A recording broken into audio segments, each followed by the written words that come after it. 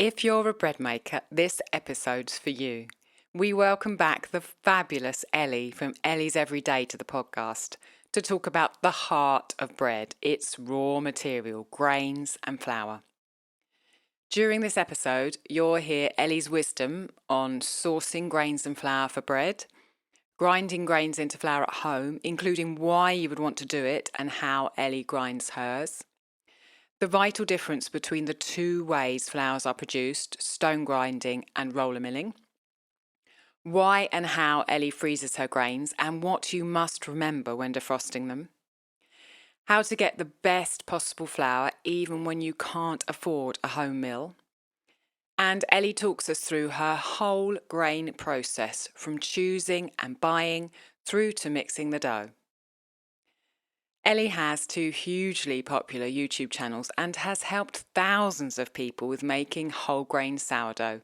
We're so grateful to her for bringing us her wisdom.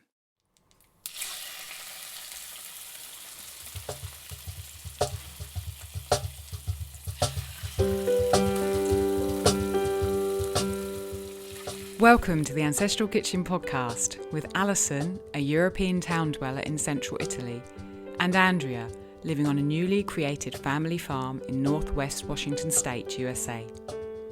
Pull up a chair at the table and join us as we talk about eating, cooking and living with ancient ancestral food wisdom in a modern world kitchen.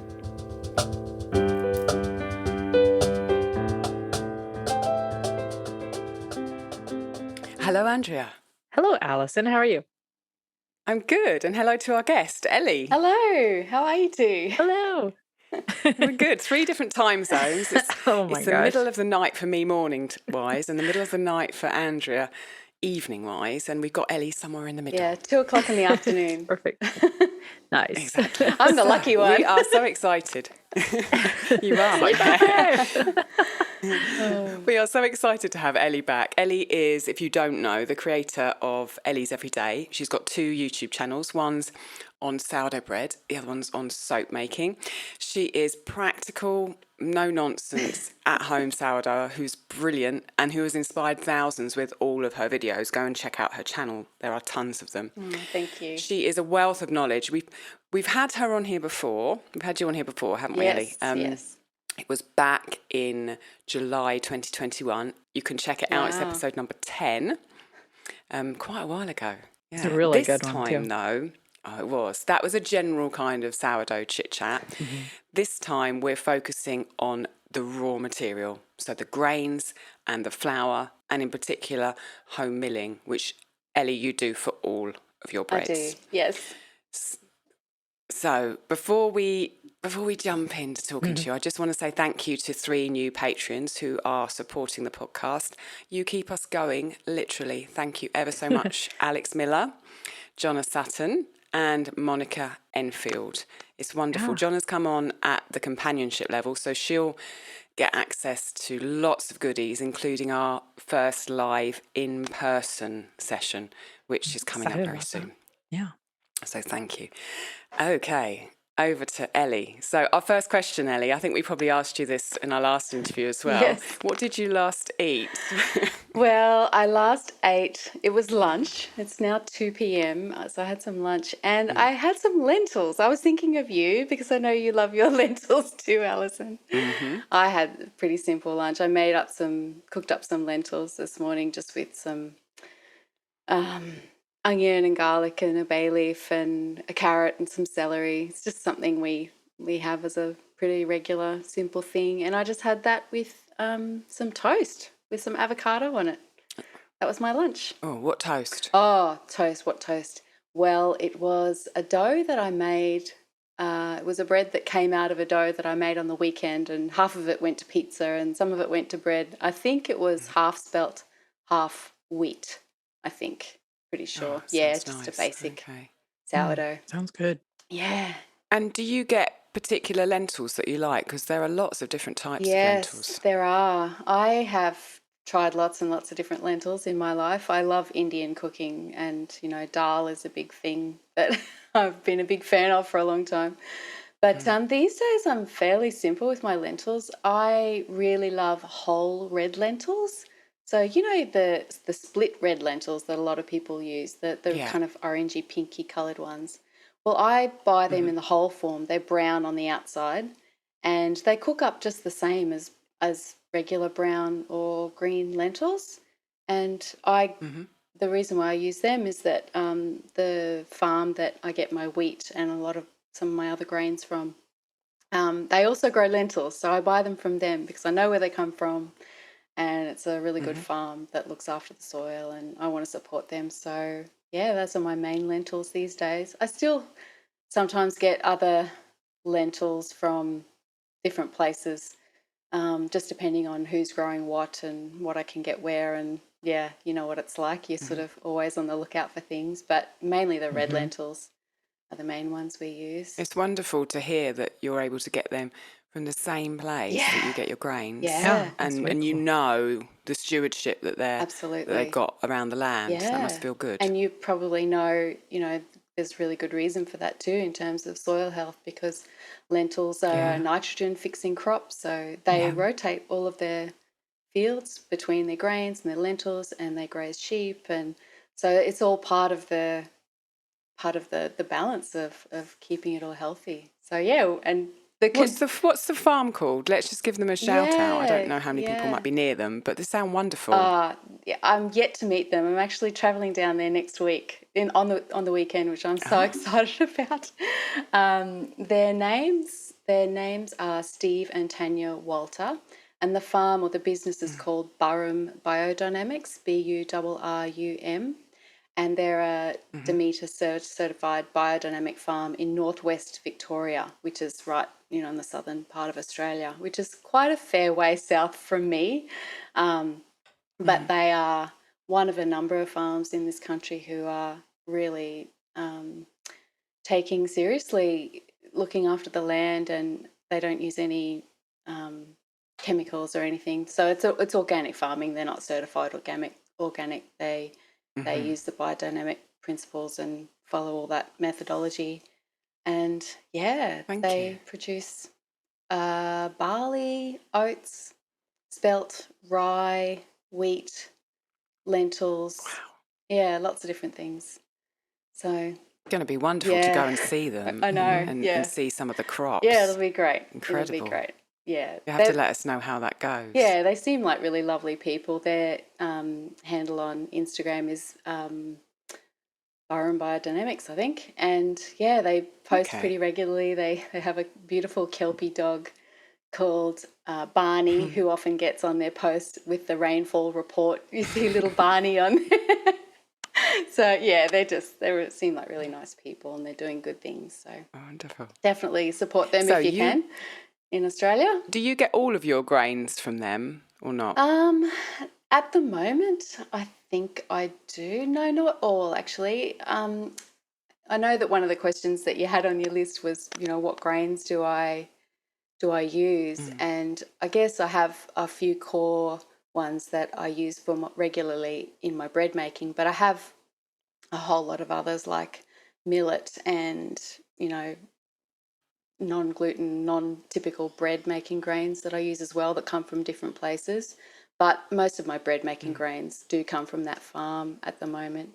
Depends, like I said, on who's Okay. growing what. I get most of my grains through kind of a co-op, not-for-profit enterprise here in Brisbane, who they actually travel around and build relationships and source pantry produce from farms all over the country who are doing the right thing by the land and by the people that work with them and by everybody. So, yeah, I tend to get whatever they have available. I really trust their Yeah. assessment process of how they source things. So, yeah, sometimes they have different things available from other farms. Like I get brown rice from a farm in northern New South Wales, which is a lot closer to us, and it's all rain-fed brown rice. So it's particular variety that's suited to this climate, doesn't require any irrigation. Um, Mm. so yeah, different things come from different places. But at the moment, yeah, a lot of my bread grains come from the Burrum farm. I think it's lovely to hear, that in your corner of the world there is someone doing something really quite special, and Mm, it it reassures me that, wherever we are, it is possible to do some digging and find someone who is doing something, really, really sound. That makes me feel happy about what you're doing. Yeah, That's nice. absolutely. And I have So tell us. Oh, Yeah, I was just going to go say, on. and I have to thank you two for, it's always been a part of my awareness, but I think, after being introduced to what you two are doing in your podcast, and you in particular, Alison, and talking with you has really raised my awareness even more about that, and I'm putting more effort into that than I once would have, probably. So thank you for that. That's Unfortunately, really you can't talk to me without me talking about that. no, but it's great and it's important, and I think it's what you two are doing is really helpful, and you're giving people more of a vocabulary to talk about it with other people. I'm a lot more confident to discuss these kinds of things with family members of mine who might not have any exposure to it or understanding of it, and friends, and it all helps. The more we can talk about it and kind of work it out as we go along, the better we all are, I think. So thank you. I agree. Mm. Okay, so let's move on to an actual question. Okay.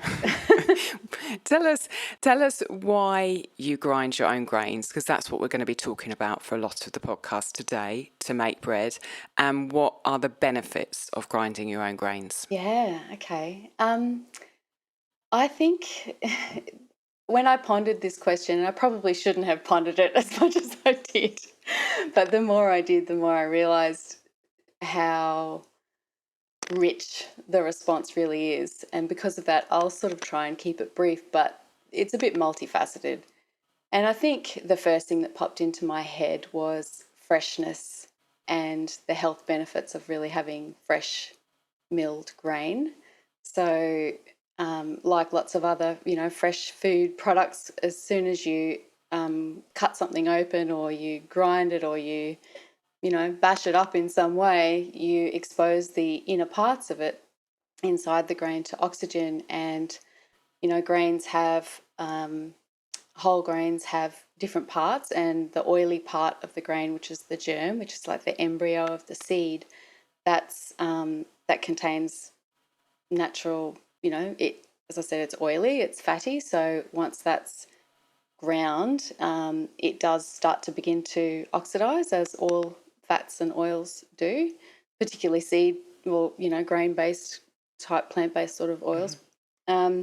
So when you're grinding your own grain fresh, then you really can tell the difference in terms of how it smells, and freshly milled grain has a real fresh aroma to it. You can really smell the oils and the bran and all the different parts of it. It just actually smells like, it smells like what you would imagine whole grains to smell like on the inside if you could just crack them open fresh. It has a really distinct kind of nutty aroma, obviously depending on what grain it is. But yeah, freshness is a really big part of it. Gosh, it's a really big answer. I think aside from all of the sort of detailed things about what happens to grains when you store them, or when you compared to when you mill them fresh, the other thing I think that's really important to me, which I hadn't really thought of until I pondered this question, was that for me it's really fun as well. There's actually a lot of joy in it. I really like being able to decide what type of bread I'm going to make, pull out my grains out of my cupboard, and I can see them all. I feel like I'm a bit more connected to what's actually happening on the farm, because I'm literally looking at the seed that they've produced for me to mill into flour to make my bread with. So it's kind of more satisfying in that way, and being able to mix and match and do different things. Obviously, you can still do that with flour, but whole grains tend to store a lot better. You can store them for a lot longer, so it's easier to have a bit more of a variety of grains if you want to than it is to have a variety of flours, I find anyway, depending on what storage capacity you have.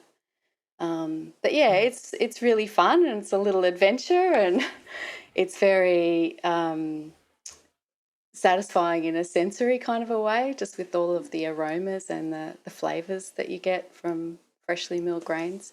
I guess it's similar. That's beautiful. I was trying to think of analogies, and I think in the very first episode that I recorded with you about the sourdough, I was talking about, I gave some analogy about, an apple. When you cut an apple and you leave it on the bench, it's going to go brown. It oxidizes. Yeah. Well, whole grains are the same. Like lots of fresh foods, as soon as you take them out of their outer skin, they're exposed to oxygen and they start to spoil, which is a natural decomposition process. So, unless you're doing something else to process them to interrupt that or ferment, let that go onto a fermentation process, then, whole grains have that real beautiful freshness. What about the cost? Do you find it works out a lot cheaper or a little bit cheaper? It's about the same for me. Yeah, it's about the same. I tend to buy my grains in as bigger quantities as I can get them because the cost is lower. But yeah, it's about the same.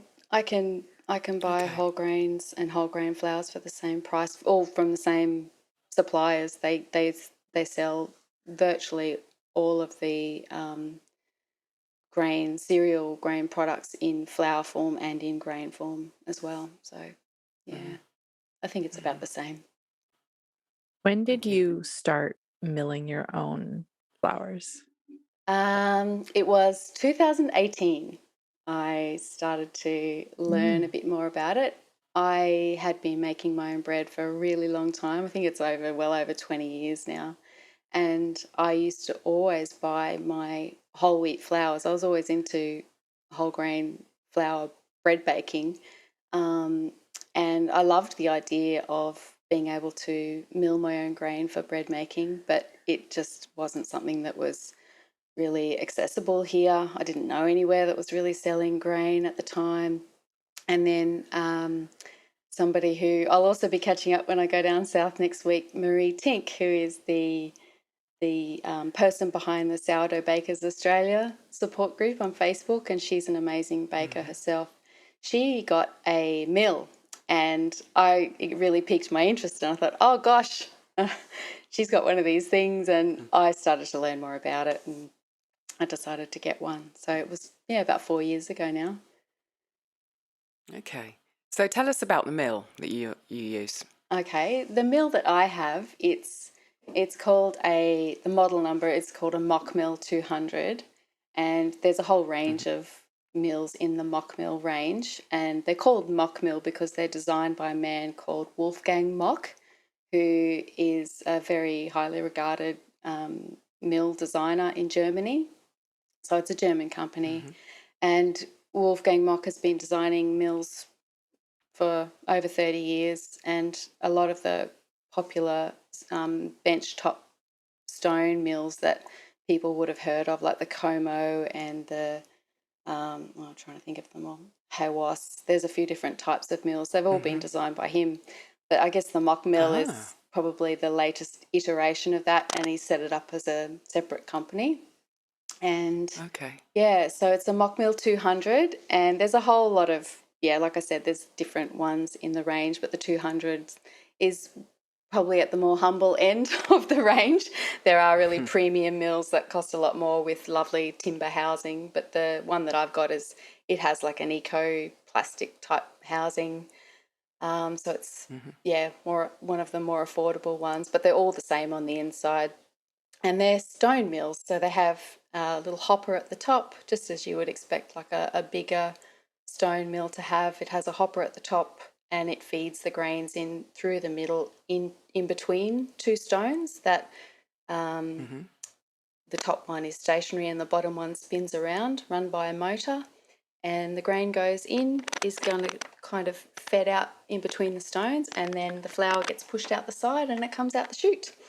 So that's the mill. Okay. Yeah, but there's lots of different types. Okay. I know you've got a different type of milling setup, Alison, don't you? See, mine's a roller. Yeah. Mine's a roller mill. Yeah. And mine's a hand crank. Yes. It was much cheaper. Yes. And I didn't know how much I would want to use home milled grain. So I just kind of dipped my toe in the water. Yeah. I didn't have the budget to get a mock mill. Yeah.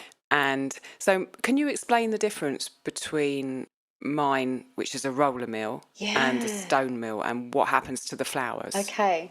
Well, to be honest with you, I don't know exactly how your little mill works. From what I've seen, I know that it can flake grains, like you can make Yeah, rolled oats with it. So my understanding is that you crank the grains, you push them between rollers, and it basically squashes them. that's right. And then Yeah. Rob, good old Rob, Yeah. Yeah. puts them through repeatedly in order to break them down further and further and further. Is that right? Yeah, that's right. That's Yeah. right. Okay. So that's one type of, hand mill, and there's nothing wrong with that at all. I think that's a great little technology if it works. I don't know how many times Rob has to put it through to get flour, and obviously there's all sorts of He puts it through like maybe 4 or 5 times, so it takes a lot longer yeah, than I've seen with your mock mill, yeah, and also it's not as fine. right, You know, we're going to keep you on the line after we finished and video you showing grinding the grain in the kitchen and making a dough. So that's going to be yeah, for patrons. yes, So if you're interested to go deeper into seeing how Elly grinds her grains, then head over to the Patreon feed because there will be a video there. But I've seen the way your flour comes out of your mill, and it's much, much finer than mine, and it takes like literally like a minute, yes, whereas Rob's there doing it 4 or 5 times to yeah, get mine out, and it's much thicker. that's right. Well, it's driven by a motor, and it's pushed through these very, very hard grindstones, and it just shoots it out, and it is very fine. It's a really nice. It's very similar to a store bought whole grain stone milled flour from comparisons that that's what I always used to use, the stuff that was milled in a great big stone mill. The mock mill flour is pretty much the same fineness, depending on how you adjust I've it. heard you But I've heard you talking about the difference between stone milling and roller milling, and this I yeah, think is relevant to anyone who's baking yeah, bread, whether they want to mill their yeah. own or whether they're buying the flour. Could you talk a little bit about why stone milling, even if it costs more if you're buying flour, is a better choice or a more sensible Yeah, choice? definitely. So, just to begin with, I'd like to make the distinction between roller milling in terms of your Italian roller mill flaker that you have and roller milling in terms of the industrial style roller milling, because they're two very different things. So, when I think of roller milling, I'm not thinking of your roller mill, your benchtop hand cranked thing. I'm thinking of the big industrial machines that really revolutionized bread production, flour production throughout the world in the late 1800s when they were invented. So prior to that, all flours, to my knowledge, were milled in stones. And, many countries have rich traditions of flour mills in towns and villages, often by a stream. Often, mills were run by either by windmill or water mills. The water going past the stream would power the mill to turn the Yeah. stones. So people would go to the mill and get their flour. And with stone milling, basically the whole grain goes in the top and the whole grain gets crushed up and turned into flour. So most cereal grains have 3 parts to them. They have the outer bran, so the outer skin, which is the really fibrous part. They have the germ that I mentioned before, which is the embryo of the seed, and that's the really oily part. And then they have the bulk of the grain, which is usually around probably about 80%. That's the endosperm, and that's the really high energy, starchy part. So with modern refined flours, most of those, depending on where you live, but say, for example, in Australia, every flour that I know of that I buy in a supermarket in Australia, not that I do, but if I did, if I walked in there, they would all be roller milled. And it's fairly obviously with refined flours. So, commonly like plain flour in Australia, bread flours are usually all roller milled. Any really white refined flour are usually roller milled. And what roller milling, industrial roller milling, does is it's very, very efficient. And I don't know exactly how the machines work, but they call them roller mills. And what they're able to do is very efficiently separate the parts of the grain. So they're able to separate the bran, they're able to separate the germ and separate the endosperm and grade all of those bits.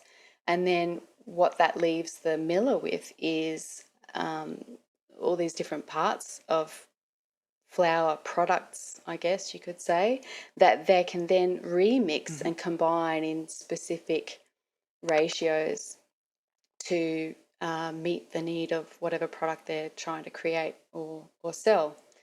So the reason why, for example, in Australia, and I know this is not the case in other countries, but in Australia, you can only get refined roller milled flours on the supermarket shelf, is because it's shelf stable. So all of the bran is taken out. They're able to separate the bran out, separate the oily germ part, where a lot of the nutrition is, by the way, and the starchy endosperm part. It spoils a lot less. It lasts a lot longer because it doesn't have the oily part in it. So the I guess that. Oh, I lost my train of thought there. That part of the grain is much more shelf stable. So I guess roller milling has its place, and if you're, a pastry chef or you're wanting to make lovely big billowy white bread, which there's no judgment from me about that. I think it really just depends on what you're trying to achieve and what your goals are for making the types of bread or bakery products that you want to make. You need to have refined flours to make those, because it's the bran and the germ in the grain, all those parts of the grain that make bread heavier, and it's not really appealing to a lot of people. White bread is what people have often seen as the ideal, so that's what people go for.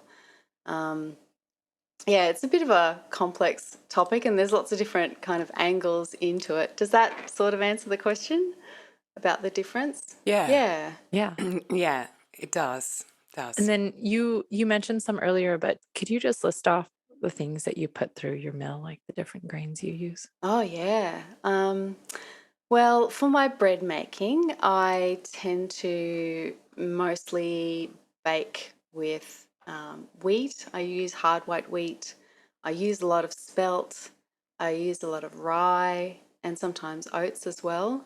But you can mill all sorts of things in a benchtop stone mill. So anything that's not too oily. Obviously, some grains are quite oily. Oats, for example, have got I think they're about 7% fat, so they're a bit of an oily grain. You can't mill oats too finely, or they clog up the millstones a bit. But you can mill pretty much any kind of cereal grain, including legumes and things like chickpeas and beans, all sorts of things. So anything that's dry and that's not too big that can actually go through the hopper, you can adjust the stones to do a coarse grind. And some things that are big, like chickpeas or garbanzo beans, as you would call them probably in the States, Andrea, you can put them in first on a coarse grind and then run them through again to get a really fine flour, like the besan flour. So I mill all those kinds of things, even for gluten-free sourdough baking, which I've been experimenting a bit with lately, as requested by some of my audience. I've been milling millet and brown rice and sorghum, buckwheat, those kinds of things. And I was going to say too, sometimes I am able to get whole mung beans, which mung beans are quite commonly used in some Indian style dal recipes. And I find that the muck mill, it doesn't split them neatly in half. It's not a splitter. It is kind of going to crush them and grind them a bit, but it does do a really nice coarse grind of a small mung bean, which is fairly, I don't know if you know what a mung bean looks like, but there's a fairly small little green bean, and it makes a kind of a chunky dal that you can then cook in a pot to make a stew or a soup with. So do all sorts of things, really. Anything that's not oily. So you can't put oily seeds like linseeds or, you couldn't put sunflower seeds or anything like that in a mock meal. It has to be like a dry grain that's got enough, that's fairly low amount of oil in it compared to those oily seeds and things. Okay, that's really useful. It's nice to hear about legumes because I kind of don't think of putting legumes through a grain mill. It's a world that I wouldn't have imagined until I've talked to you about doing it. Yeah, right. It's interesting, actually, the general manager of the mock meal company, he's an American man, but he's lived in Germany for a very long time. But I think he originates from Texas. He is a passionate whole grain sourdough baker. And if you look him up on Instagram, if anybody's interested, his name is Paul LeBeau, and I think his account is called Paul LeBeau Germany. Paul is absolutely passionate. He calls them mock millables or millables, and he's just on this never-ending quest to find all sorts of different things that he can run through his mill. And he often uses. It's great though because he's got this really amazing low waste approach. Like he will, find some berries and he'll ferment the berries, or he'll skin the, and he'll get the skins off this or the waste off that, and he'll ferment that, and then he'll add that to his levain, to create a new starter for his bread. He's really he does a lot of amazing fermentation. He's just absolutely passionate and so creative, and he's a great ambassador for the for the brand, for the company that he works for. He really does. Sounds like our sort of man. Walk the talk. For sure. Yeah, he's great. Definitely have a look because it will really open your mind to what kinds of things you can make bread out of, whether or not you're milling them yourself. So, I mean, it might even give people ideas about things that you could use, that you could run through a blender or a food processor. It's not necessarily all about the milling, but yeah, you can do a lot of things with I guess it's just another type of food processing equipment, really, isn't it? That's just specifically designed for whole grains. How do you feel about our food world? Do you want to see change like we do? If so, head over to patreon.com/Ancestral Kitchen Podcast and help support us to get this work out as far and wide as we can. To say thank you, we've got a host of extra ancestral food material to share with you. You can connect with us more deeply via our Patreon exclusive podcasts, our after show chats, our dedicated forum, and our ancestral food get-togethers. And there's a library of downloads that will support you in your own kitchen. By joining, you'll be really helping us to continue making this podcast and to focus on having a bigger impact, reaching more people, making a greater difference, so we can move together towards the future food world we all want to see. We've got 4 levels of support to suit different pockets. Check out www.patreon.com/Ancestral Kitchen Podcast for all the details. Let's talk about your process, because I've seen a video on, I think it was on your YouTube channel, of your big freezer where you put your grains. And I want you to explain to people the sort of start to finish. So from buying the grain, how you store the berries, how you grind them, how you defrost them out the freezer, how you grind them, and then how you put them in bread. Talk us through that. Sure, yeah. So I buy my grains from my supplier here in Brisbane, Sovereign Foods that I mentioned, and like I said before, depending on what they are and how much we use of them, but the grains like rye, spelt and wheat, I try and buy in 20 kilo bags or at least 10 kilos. So that's like, how many pounds is that? 10 pounds. A lot. Yeah, 50 pounds, I don't know. It's roughly 2 pounds to a kilo. So they're big bags. And I buy them in that size because I can store them. I'm lucky to have the space to be able to do that. But what I do these days is when I get them home, I only buy grains that I have the room for. because I want to freezer treat them. I always do that. So all of my grains and even all my lentils, a lot of my legumes and everything just gets put straight into my freezer. I don't have a very large freezer, but I do have a dedicated little chest freezer.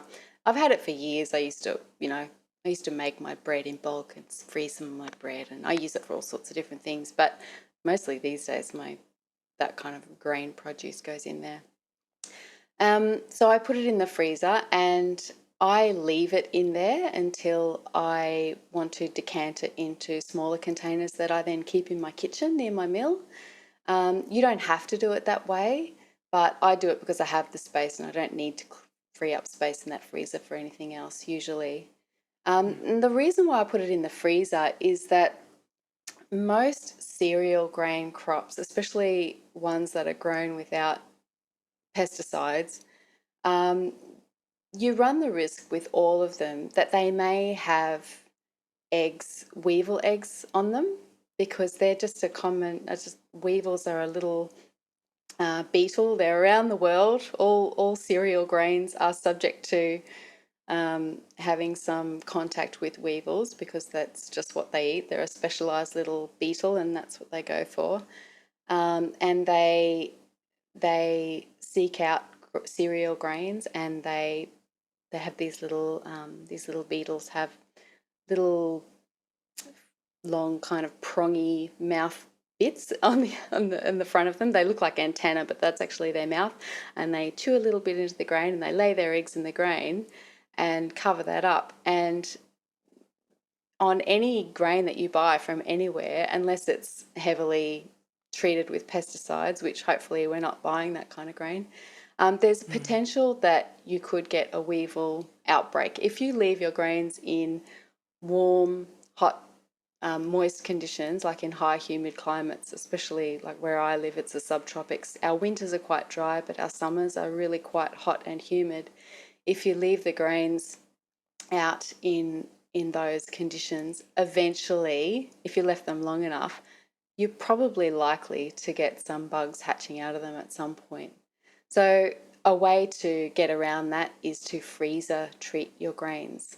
You don't need to leave your grains in the freezer forever, but it's a really good practice, and it depends on what climate you live in. Obviously, it's really important for me in this climate. But you can just, if you buy grains in big bags, you can put them into smaller bags. So if you've just got a regular size fridge type freezer, you could put them in smaller bags and then just put them in the freezer for a week or so. And what that does is it kills the eggs. So once you've freezer treated your grain and brought them out of the freezer, or you put them in the freezer and you leave them in there, then you'll be much less likely to have any issues with bugs on your grain. So something really weird happened yesterday, Elly. It's like some synchronicity. Oh. I've been away for a little while. I got my spelt grain, my bag of spelt grain out of the cupboard because I want to make beer. And I just unrolled the top because it's in kind of like a cardboard bag. Yes. And I got two bowls out and I saw two little black things in the bowls. I was like, oh, my. And then I opened it up and I said to Rob, oh my gosh, I think there's something in here. And he sort of kind of looked, he said, yeah, there's loads and loads of these little beetles, and there were weevils in there. So literally just yesterday, because I've left this bag of spelt, it was about 2.5 kilos in the cupboard when I was away. And of course it's warm here now because it was August. Yeah. And I got weevils in my spelt, so I can testify, yes, it does happen. It does happen. It does happen. And I think it's important. It's a great topic. I'm glad you asked about this. And I know we're only just beginning of my process, but the weevils are a really important reason why I do it that way, and why I really encourage anybody else who's buying grains and wants to store them for any length of time to freezer treat them, even if you can find some space just to break your grains down into bags, small or big enough that you can fit in your freezer, and just one by one put them in for a week, take it out, put the next one in, leave it in for a week, take it out, just to See, that's what would help me, Yeah, because I don't have a big freezer like you. exactly. I have just a fridge and a Yep. freezer together, Yep. and I've got 3 drawers in my freezer, and I've got meat in there, I've got Exactly. frozen whey in there, Yeah. I've got cooked breads in there, I've got loads of things in there. Yep. And I buy my grain in 5 kilogram bags, and so it would be hard for me, but I could possibly, if I was organised, I could decant them into smaller, like 1 kilo Yeah. bags, Yeah. and then rotate them in the freezer Yep. to stop that. Does it affect the taste? No, not at all. Does it do anything? Not at all. Okay. So as long as they're sealed, and no moisture can get in or out, they will be exactly the same coming out as they are when they go in. You do have to be careful for condensation when you bring them out. And so when I decant I just honestly, I put my big paper sacks, my big sacks of grains straight into the freezer, just in the bags. And then when my containers in my kitchen get empty, I take them over to the freezer and I just open the top of the bag. I usually keep the bags just closed with pegs or clips or something. And I just scoop the grains out, put them into the plastic containers or jars or whatever I'm using, put the lid on and keep that lid on until the grain comes down to room temperature. Because if you've got any humidity in the air, the difference between the temperature, the cold temperature of the frozen grain and the outside temperature will cause condensation on the surface of the container. So you want to keep that closed, or if it's a bag, just don't open it until everything warms up and you can wipe off any condensation on the outside. If you just scooped your grain out of your freezer bag and put it into a bowl and left it at room temperature, especially at my place in summertime, it would be wet. It would just be wet with condensation. So you don't want wet grain, you want them nice and dry. So just keep it all sealed up until the temperature comes down. Sorry, I keep saying comes down. I mean comes up. I've got that the wrong way around. Until the temperature comes up to room temperature. Yeah. This would fully kill the weevils, right? Like, say Allison, if she had frozen that and then she put it in the cupboard and then she left and she was gone, they wouldn't have hatched? Well, or whatever they the did. sad thing about having actual weevil beetles is that they've been in your grain for quite a while in larva and then larva stage, and then they've pupated and become the beetles, and then they've hatched out of your grain. How weevils work is they don't get into usually, unless you live on a farm next to a grain silo and you get very unlucky.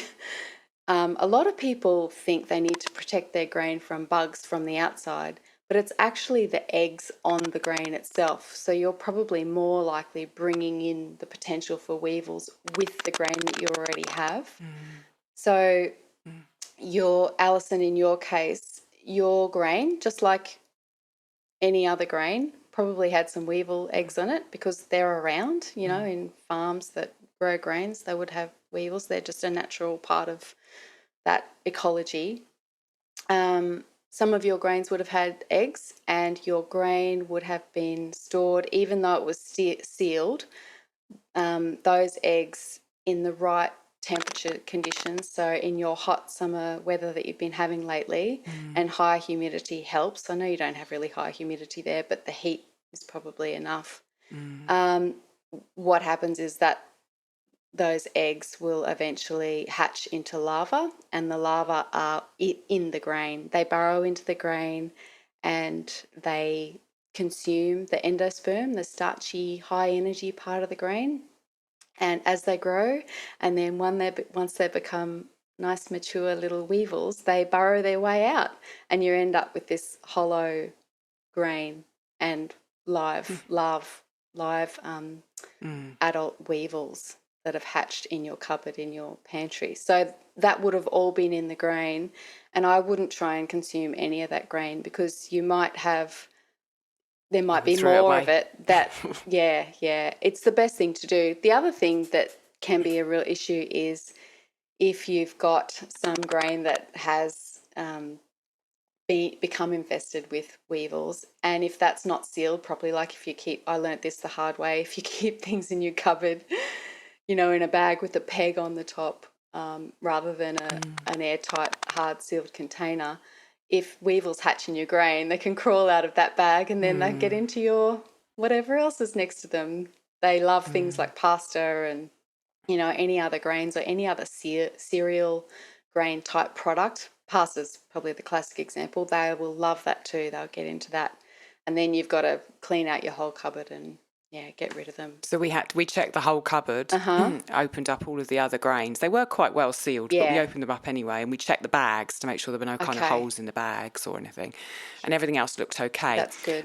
If I freeze them on that rotation system, and then I've got a bag that's been in the freezer, I'm safe to leave it in the cupboard after that because the eggs will be dead. They won't come back to life. As far as I know. All of the information that I've been able to research tells me that I think 72 hours in the freezer will kill the eggs. It has to be obviously freezing temperature. Like my freezer's around about minus 20 centigrade. So I don't know what that is in Fahrenheit, but it has to be proper freezing temperatures. Yeah, they don't like the cold, and if it's cold enough for long enough, they will freeze. If you're putting them in for bigger bags, I would definitely leave them in longer than 72 hours because it can take a few days for that cold frozen temperature to really permeate through the bag if you've got a big bag. So I tend to err on the side of caution and leave them in as long as possible. I think if you can do a week, 5 to 7 days, and your bags aren't really massive big bags, which they won't be, then that should be fine. Is it worth freezing flour if we're buying flour, not grains? I think it is, yes, but probably for different reasons. You're not going to have any issues with weevils hatching out of bags of flour unless the flour has become very compacted and the weevils can hatch in there and they can kind of find a way to burrow in the flour because really they love grains. They're designed to attach to grains and burrow into them and have their life cycle in the actual grain. So flour's not so much of an issue. But in terms of storing flour in the freezer or the fridge, it's a great idea just to preserve the freshness, unless you're using roller milled, more refined flours that have that oily part removed.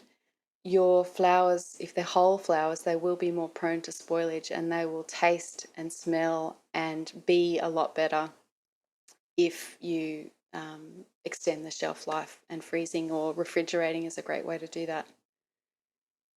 Okay, that's useful. And so going back to your berries, you've taken them out of the freezer, you've put them in a container and sealed that container and you've waited for them to defrost. And then do they go straight into your mill? Well, I just put those containers into my cupboard.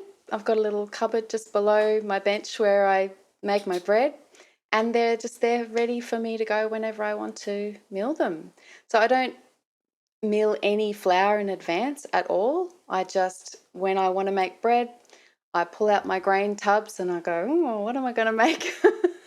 And I just choose which grains I want to use, and I pull the mill out, and the mill just sits on the bench. I just plug it in and throw the grain in, and out comes the flour, and I make my bread. So there's never any excess flour. I just mill on demand. So it's only the grains are just in my cupboard in amounts that I can store, because obviously I can't store a 20-kilo bag of spelt in my kitchen cupboard.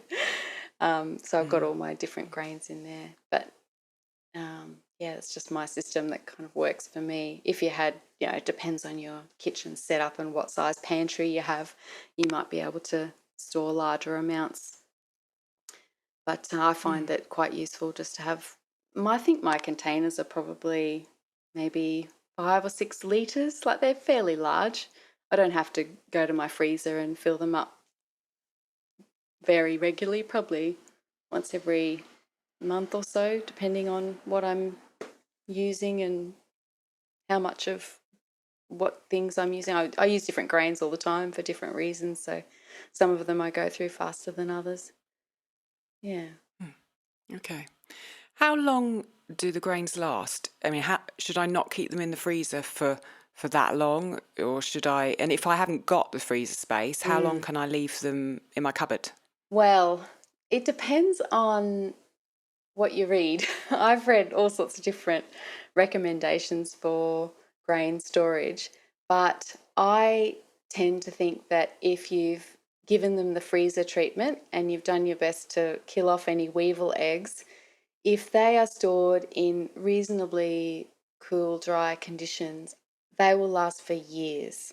I think I saw something on some news report or something a couple of years ago where they found wheat grains from ancient Egypt, from some tomb or somewhere in Egypt, and they germinated it. Oh no! Yeah, Wow. don't quote me on that. I'd have to actually find the source, but it's some crazy story like that. So, there are seed banks around the world, and we all know that depending on what seed it is, seeds can last a very, very, very, very long time if they're stored properly. And I know there's that big seed bank. I think it's in Norway, and it's under the ice where they it's like a worldwide seed bank, and they actually collect seed from all different parts of the world, and they store it under freezing conditions. And there's seeds that are in that seed bank that have been there for decades. So I don't exactly know how long my wheat grain would last in a bucket after I'd freezer treat it, but I think based on my experience, I wouldn't be surprised if I didn't have any issues for a few years. But I've heard people say much longer as well. I know people who say, I saw somewhere on a Facebook group or somewhere recently where somebody made some bread, milled some wheat out of 20-year-old wheat that somebody had given them that they had stored in a bucket. So it's a long time, just depending on. So that is completely different to pre-ground flour, because the recommendations on that, I think the manufacturer recommendations are like, some of them say 6 months, some of them say a year, but other people who make bread say probably less than that. Less. So that's completely different. My old rule of thumb, because as I said before, I always bought pre-milled whole grain stone ground flours, so I knew that it had all of those parts that could spoil in it. I always bought them in flour form, and I used to put them in the fridge whenever I had the space, and I bought them from a bulk food supplier not too far from me. So I used to go fairly regularly and just buy a few kilos at a time so that I could get it as fresh as possible. And my rule was about a month maximum. But depending on the season, I would let things, store things for longer in winter here because it's cooler and drier. And our summer season is terrible. Like, I try and store so many things that probably most people just leave on the shelf. I try and get them in the freezer or in the fridge here in our summer, just because of the humidity and the high temps. So, unfortunately, there's no real hard and fast guidelines for that. Everybody seems to have different ideas, but there's certainly a lot of people who have reported having really, really long shelf life of whole grains. And do you use your home ground flours to refresh your starter? And if you do, which I'm guessing you do. Yeah, I do. Do you grind just a tiny bit at a time to do that? No. So yes, I do use my freshly milled flour to feed my starter, but there's two ways that I do it. The public way, so that I don't confuse anybody when I make my YouTube videos, is I have two fairly small little, they're just like 500 ml containers, like about a pint size, just plastic containers, where I fill them with whatever flour I'm using to feed my starter. I've got two starters at the moment because I've just been experimenting with some whole grain, gluten-free sourdough recipes. So I've got one at the moment has some brown rice flour that I milled, and one has some whole wheat flour that I milled. So I, just for the sake of convenience, I pre-mill that. That's the only flour I do pre-mill, but I don't fill them up, and I refresh that fairly regularly. So I'll probably have enough for maybe 2 or 3 weeks, and then it will run out, and then I'll just refresh those when I need to, and I use those to feed my starter. But the way that I would do it if I wasn't trying to keep things sort of bit more straightforward, is every time I mill flour to make my bread, I'll just mill a bit extra of whatever flour I'm milling. I'll just mill a bit extra and use that to feed the starter. And that's the ultimate way to do it, because then the starter is getting really fresh flour as well. However, if you're milling all sorts of different weird and wonderful grains, or including legumes or what have you, for your bread, then that's what you're going to get in your flour. Right. Although you could, if you really wanted to, say if you felt you fed your starter with rye, if you really wanted to, you could get out a little bit of rye at the end and run that through. You definitely could do that. I just, there's just lots of ways to do things. Yeah. Yeah. And do you keep those little 500 ml containers in the fridge? No, I don't. I probably should, but I don't. But I don't actually fill them. That's the size of the container, but I probably only mill about a third, only a couple of cups full at a time, just enough for a couple of weeks of starter feeding. Cool. Yeah. And I think that's okay. I'm not too worried. My starters are really happy, so they seem to be okay with 2-week-old flour, considering that. Maybe they like it. Maybe they catch some I'm sure they yeast do. as it goes by. Yeah, I mean, I made my bread with all sorts of flour that had been sitting on supermarket shelves forever, and, fresh whole grain flours from the health food shop that I don't know how long they sat in the bulk bins for. So anything that I'm doing here is always going to be a lot fresher than what I used to do. And what I used to do worked really well too. So, it's okay. Now, I remember that your main starter is called Boris, and I wonder if you've called your gluten-free starter a different name. Oh, gosh. Well, I was going to call her Natasha. I don't know. Somebody, no, I haven't. No, it didn't really stick. I felt a bit silly about it. So, no, I think I've moved beyond naming my starter. I'm going red. No. Okay.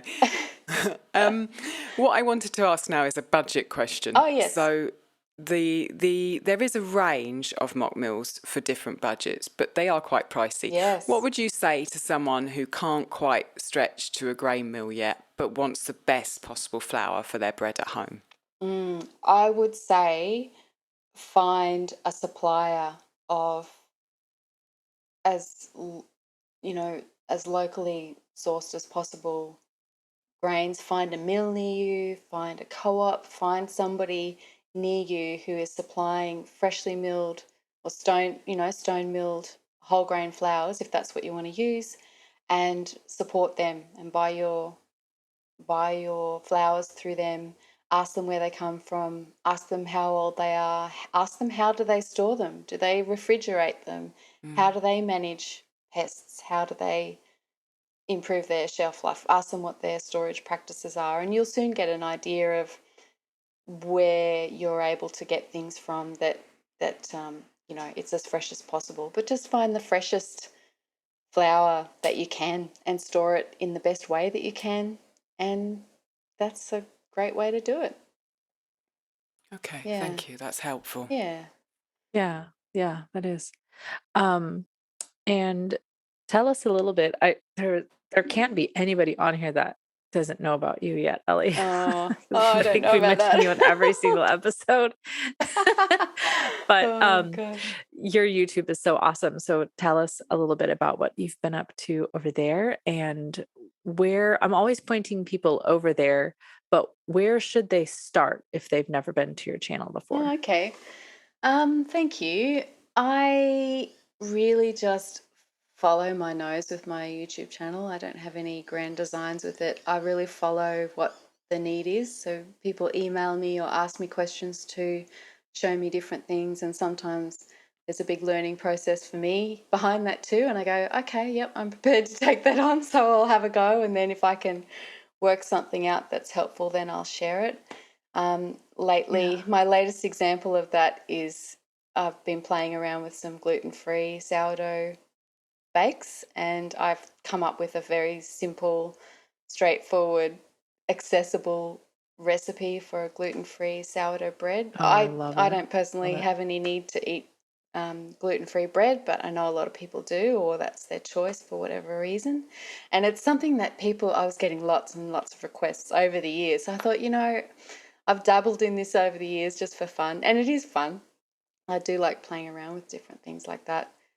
So I decided to pursue that. So that's what my latest video is about. And the one before that, I thought, oh, well, I better do a how to do a gluten-free starter video. So that's what I've been doing lately, just that starter video.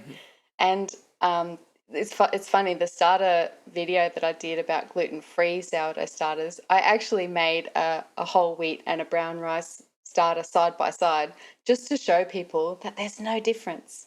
There's no difference in making a brown rice sourdough starter compared to a wheat or a rye or whatever. You just use the same process. It's a simple fermentation process. So that was fun. That was really good. And from the feedback I've got, it was pretty helpful. And the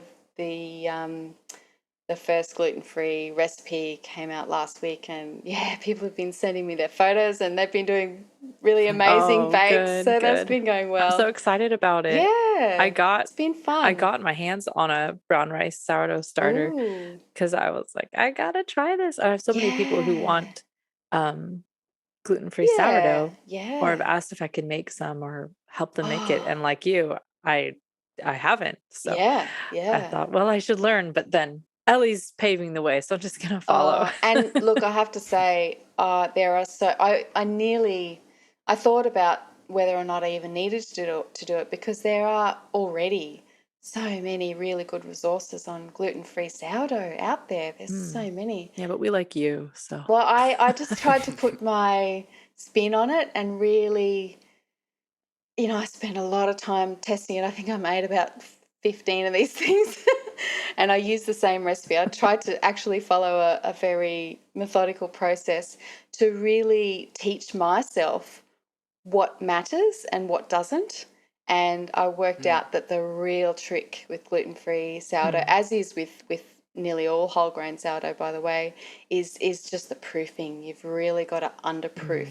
If it looks good and it's risen really high, you've probably well and truly gone too far. You've got to proof it really small. Yeah, that was a huge learning curve for me. So yeah, that's what I try and do. I just try and go where the need is and try and figure it out so that I can understand it, and then try and make recipes that make sense, that don't have too much detail, that explain the things that really matter and really make a difference, and try and gloss over the rest because it's all the detail that overwhelms people, I think.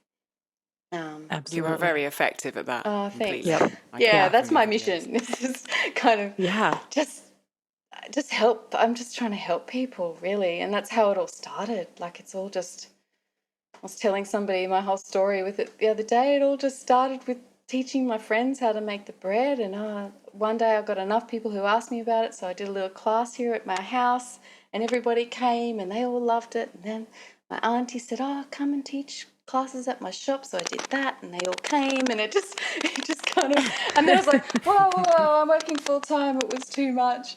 So I said, I can't do classes anymore. Oh, but people kept emailing me. I thought, I'll just put a video on YouTube. So I put a video on YouTube, and then it just, oh gosh, it just kept going. So I'm just still, beautiful organic development. Yeah, absolutely. And I haven't really changed there's no approach. That's just my approach. Is just, people seem to want to. People keep asking me, so I just keep doing it. And it's a pleasure for me. It's a great honour. So I go, yes, I'd love to. Yeah, it's fun.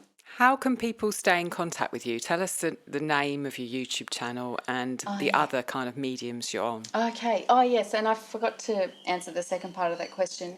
If people want to start, I've just rejigged all of the playlists on my YouTube channel. So my bread making channel is called Elly's Everyday Whole Grain Sourdough, and all of my recipes on there are 100% whole grains. So it's really that niche, if you really want to make whole grain breads, then that's what I'm doing there. So if you go to that YouTube channel, just on the homepage there, you will see all of the playlists. I've put them all on the front page, and hopefully it's fairly logical. There's a section on sourdough starters, how to make one and how to maintain one, whole wheat recipes, whole spelt recipes, whole rye recipes, gluten-free recipes, baking tips and techniques, things like that. So that's probably the best thing to do, just have a browse and see what you like. I've got also have a website, ellyseveryday.com, and the blog section there. Basically, whenever I put out a new recipe, I add it there. So most of my more recent recipes and other topics, I've got things like, 5 top tips for whole grain sourdough baking, because it is the most challenging bread baking that you can do, I have to say. It's not easy to get really nice results with 100% whole grains. Refined flours do really make bread making easy, but not doing it because that part's easy. Kind of really, it's so worth really it. loving It's that so worth challenge. it. Yeah. Not many people are doing it, so I thought there's a real need for that, because there's people want to make this kind of bread. Oh, absolutely. Yeah. So many times that people tell me, "Oh, this is a good einkorn book," or this is a great sourdough book, and then when I look, it's all refined einkorn. It's white, everything's, and it's completely different than what I'm working with, and none of it works for me. Yeah, exactly. So you're right. There is a big need for that. And on my website, I do have a section under the sourdough part about storing whole grain. So all the stuff about weevils and the storage methods, I've covered all that there. So between my website and that Elly's Everyday Whole Grain Sourdough YouTube channel, you'll find what you want. But I'm happy for people to email me, get in touch as well if they can't find something that they're looking for, or they just don't know where to start and need a bit of encouragement. I do a lot of that behind the scenes, so feel free to get in touch as well. Wonderful. Thank you. Andrea, do you have more questions for Elly? I'll save them for the next one. Okay. I always have more questions. Oh, gosh. This is wonderful. Okay. I feel like I learned a lot. It's been really, really informative and educational and fun, Elly. Thank you ever so much. Thank you. Thanks for having me, and thank you for all the good work you two are doing. It's wonderful to be invited to be part of it again. Thank you. Thank you, Elly. Thank you. We are going to head over to the Patreon channel now, and I'm really excited to see us milling some grains. So let's get on with that. Yay. Thank you ever so much. Okay. Bye. Bye. Bye.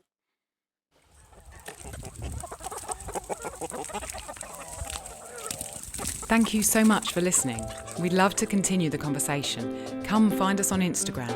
Andrea's at Farm and Hearth, and Alison's at ancestral_kitchen. Until next time, we both wish you much fun, exploration and satisfaction in and out of the kitchen.